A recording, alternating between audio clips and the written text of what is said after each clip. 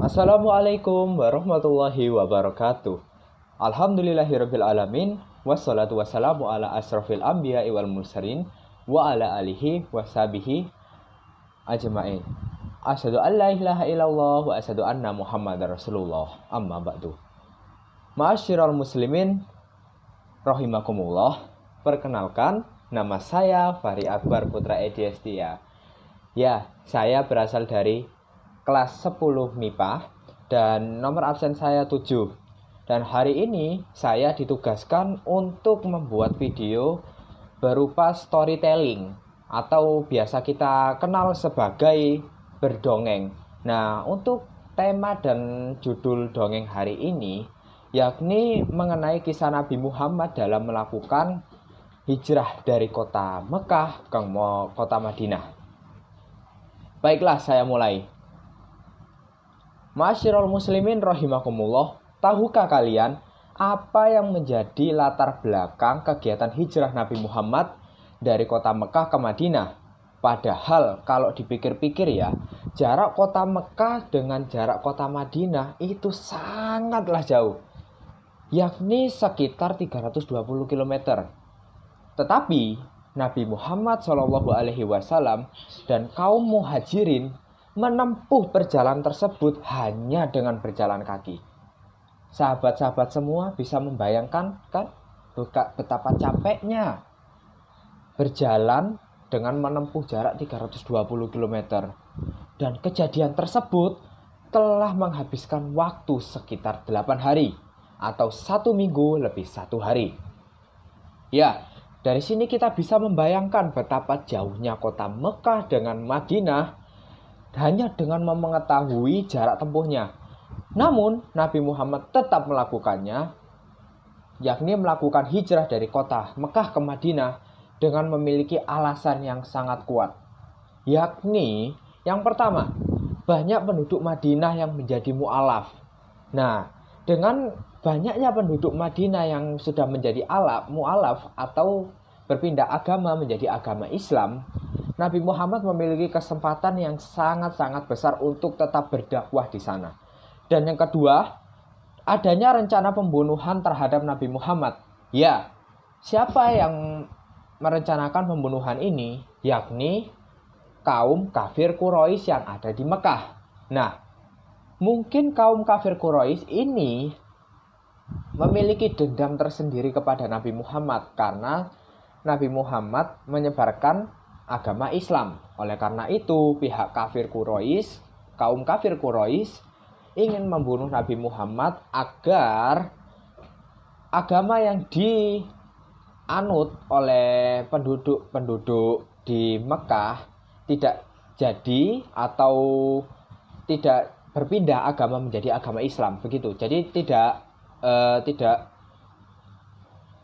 menganut agama yang diajarkan oleh Nabi Muhammad. Dan yang ketiga, adanya penindasan yang dilakukan oleh kaum kafir Quraisy bagi Nabi Muhammad dan beserta semua pengikutnya. Oke, berarti dari sini kita juga bisa merasakan bagaimana perasaan yang dialami oleh Nabi Muhammad SAW. Oleh karena itu, beliau melakukan sebuah hijrah dari kota Mekah ke kota Madinah. Meskipun itu jaraknya sangatlah jauh, namun Nabi Muhammad akan melakukan apapun demi keberlangsungan agamanya, yakni agama Islam. Dan perjalanan Nabi Muhammad pun dimulai pada tanggal 28 Safar, yang dimana Nabi Muhammad meninggalkan rumahnya bersama sahabatnya yang bernama Abu Bakar As-Siddiq.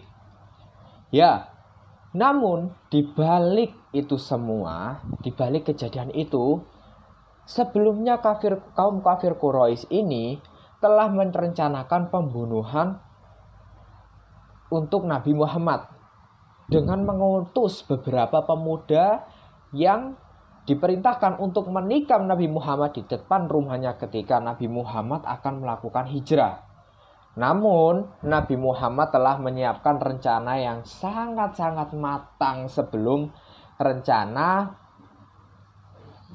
kaum kafir Quraisy, yakni beliau berangkat menuju rumah Abu Bakar terlebih dahulu sebelum malam hari tiba. Karena apa? Karena kaum kafir Quraisy akan menyerang Nabi Muhammad tepat pada malam hari tiba. Dan Nabi Muhammad pun meminta sahabatnya bernama Ali bin Abi Thalib untuk menyamar menjadi baginda. Dan disuruh untuk tidur di atas ranjang baginda Rasul. Setelah itu, Nabi Muhammad dapat terlepas dari kejaran kaum kafir Quraisy tersebut. Atau bisa dikatakan Nabi Muhammad berhasil lolos dari kejaran kaum kafir Quraisy. Nah, dan kaum kafir Quraisy pun juga mengetahui bahwa yang tidur di atas ranjangnya Nabi Muhammad ini bukanlah Nabi Muhammad, melainkan saudara Ali bin Abi Thalib. Dan itu membuat kaum kafir Quraisy sangat marah. Dikarenakan kaum kafir Quraisy telah terecoh dengan rencana Nabi Muhammad. Lanjut cerita, Nabi Muhammad pun meneruskan perjalanan menuju Madinah. Namun di tengah perjalanan terdapat banyak sekali kaum kafir Quraisy yang siap untuk membunuh Nabi Muhammad kapanpun. Dan Nabi Muhammad pun langsung dengan sigapnya mengambil tindakan, yakni berlindung di dalam gua yang bernama Gua Sur. Gua tersebut bukanlah gua yang besar, melainkan gua yang sempit dan juga kecil. Dan di dalam gua tersebut tidak ada penghuninya, melainkan hewan yakni laba-laba dan juga burung. Berkat bantuan dari Allah Subhanahu wa taala, hewan-hewan yang ada di dalam gua ini, di dalam Gua Sur, langsung mempertebal semua sarangnya guna menutupi Nabi Muhammad dari intaian para kaum kafir Quraisy. Dan alhasil, Nabi Muhammad beserta Abu Bakar dan para pengikut-pengikutnya selamat dari kejaran kaum kafir Quraisy.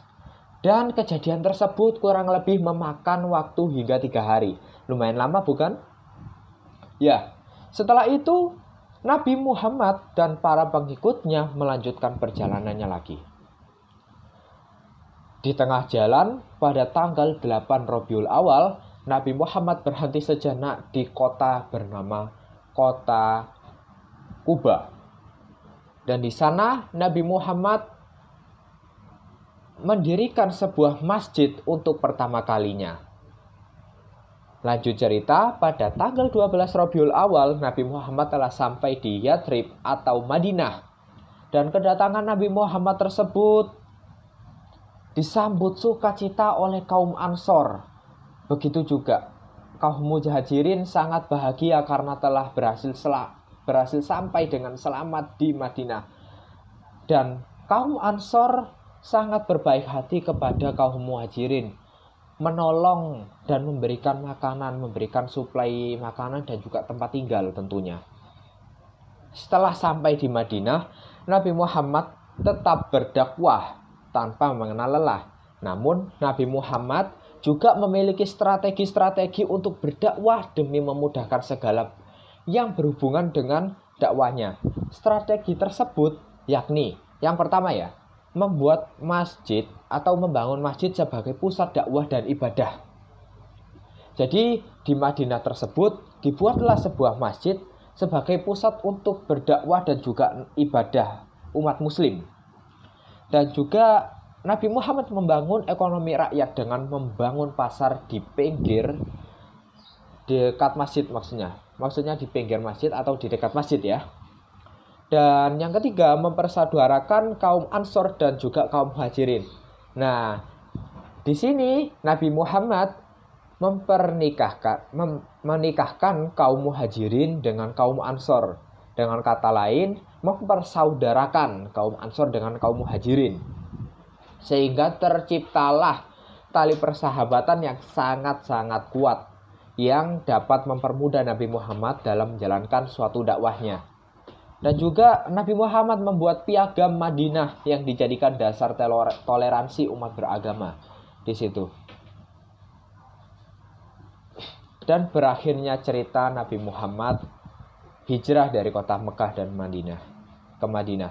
Demikianlah cerita hijrahnya Nabi Muhammad dari kota Mekah ke kota Madinah. Dan ini juga menjadi akhir dari tugas storytelling saya. Saya mohon maaf apabila terdapat kata yang kurang berkenan di hati saat proses penyampaian dongeng.